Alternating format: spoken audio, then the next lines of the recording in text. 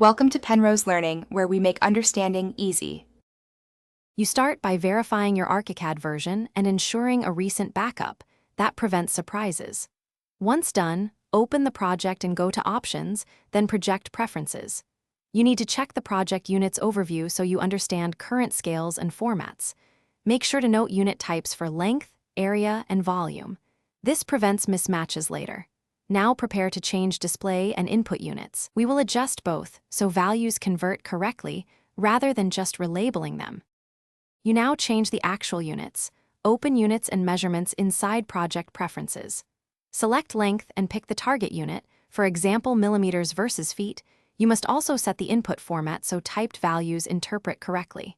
For angles and areas, repeat the process.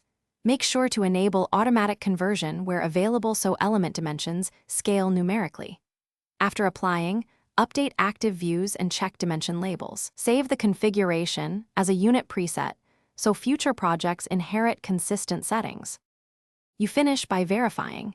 Inspect dimensions, door and window sizes, and schedules to confirm everything converted correctly.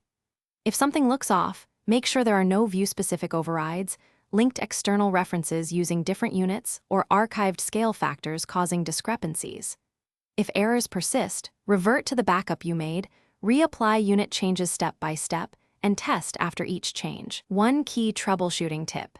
Inconsistent values often come from unconverted imported objects or linked files. Check those sources first. Thanks for watching. If this was helpful, leave a like and consider subscribing. See you next time.